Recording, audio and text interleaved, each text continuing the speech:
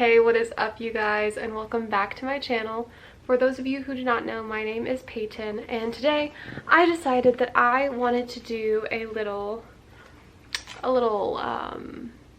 time management tips video. So I have my handy dandy little notebook here with some notes, and I figured that I have done something similar to this where it was about how to stay productive and things like that. So I wanted to switch it up a little.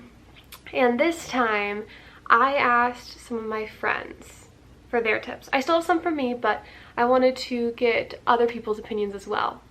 So, we are going to start off with Charles, who, for those of you who don't know, is my boyfriend. And his tip is to take your big assignments, whether it's like big readings, big projects, anything like that, and to split them up into multiple days. So, that being said, that's like... I'm trying to think. He has assignments he gets for his class where it's 100 pages worth of reading per week. So starting on Thursday, he will split up the 100 pages into 4 days worth of work. So instead of having to read 100 pages in one sitting, he has to read 25 pages. Right? Yeah, that's math. 25 pages. So I think that is a very good tip to do. I do something kind of similar where I take all of my assignments for a week and I split them out over the days, so that's another good little tip. So next up is my little sister Laine, who is a junior in high school. So I have some high school and some college tips for you. But Laine gave 2 tips, so this is a 2-for-1 deal. And she said, number 1, I always try to start with the hardest thing first, or the thing I've been procrastinating most on, because once I finish that thing that has been weighing on me so much mentally, I feel a lot more motivated to finish everything else, and I am able to keep that momentum going, which I think is a very good tip. Start with the biggest, most daunting project. It sounds ridiculous, but what you look at the to-do list and you're like, ew, I don't want to do that, that is the first thing you should go do, because then it will be out of the way and everything will seem so much easier after that. Okay, so number 2 is I also try to create a good study space for myself. For me, I like having white noise in the background. She specified she likes sports or instrumental music, so I'm not as easily distracted. I also like to have water, snacks, and all of the materials, notebooks, chargers, pencils, etc. next to me, so I don't have to waste time grabbing things every 5 minutes. This way, once I start working, I can get in the zone and use my time as wisely as possible. Next up, we have my friend Sydney, and she also texted me her advice.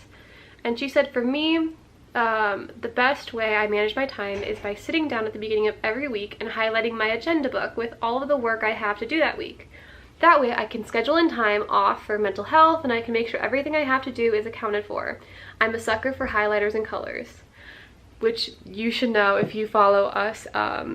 She also has a channel. I will have all of the people featured in this videos, Instagram or YouTube or just social medias down below. And be sure to like their videos, like their Instagram photos, because they were a big help to me. Obviously in making this video, otherwise it would just be my tips. So but yes, so I think highlighting and planning out your videos is seriously such a good thing to do. Did I say videos? Can you tell it's dead week? Dead week starts tomorrow, and I think you can definitely tell.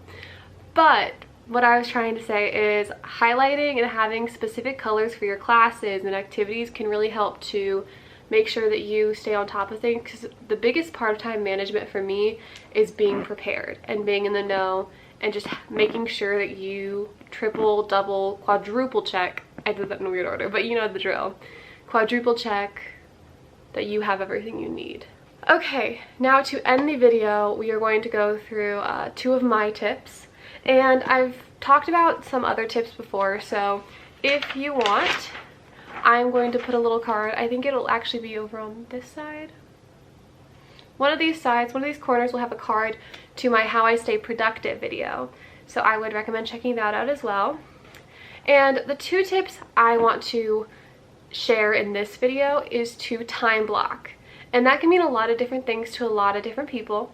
But basically, I take my planner and I put in everything that is a scheduled event, whether it's classes, open lab hours I need to go to, rehearsals, work, anything that is a scheduled, non-negotiable, like this is when it is going to happen thing, and I put that in. Then I look at my to-do list for the day, and say I have, sorry, my sister texted, but to say that I have an anatomy PowerPoint I have to do, and I see that between this class and this class I have an hour. I will block in for that hour that is when I am going to work on that PowerPoint. And I think it really helps me to maximize my time and really use everything to the most. And then I can plan in when I'm going to have dinner, when I'm going to work out, and make sure that nothing slips through the cracks. And obviously you have to be flexible because plans change. Sometimes you have friends reach out wanting to do something, or something comes up, and like you have to be flexible with yourself. But I think just trying to create that structure really helps to make sure that everything that you want to get done gets done every single day. Most days. And then my last tip isn't so much having to do with school, but it does have to do with managing your time, and that is to meal plan / prep. I have found that when I plan out what meals I'm going to have throughout the week, not only does it make sure that I prioritize good meals for myself and I don't just go with what's easiest, but it also helps me to make sure that I don't have to spend time figuring out meals, because I know that when I used to not plan meals, I would spend like 30 minutes just in the kitchen being like, what can I make? Do I have everything for this? And then you wouldn't get everything you need at the grocery store, and it just really wastes a lot of time. So Charles and I, at the beginning of every week, we sit down, and we don't like to be super strict with our breakfast and lunch, but we kind of just pick 2 different options for each for the week, and we just get enough stuff to do it a couple times. That way every day we can wake up and be like, do I want toast this morning, or do I want an apple and peanut butter this morning, and like kind of pick, so there's still some like wiggle room and freedom to like listen to your body's wants and needs for food.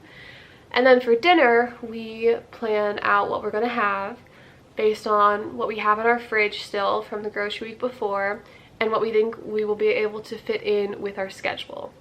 And so like we literally just did it an hour ago, and we know that this is going to be a very crazy week, so we tried to plan out using up all of our leftovers in the beginning of the week so we aren't wasting food, and then easy options for the rest of the time.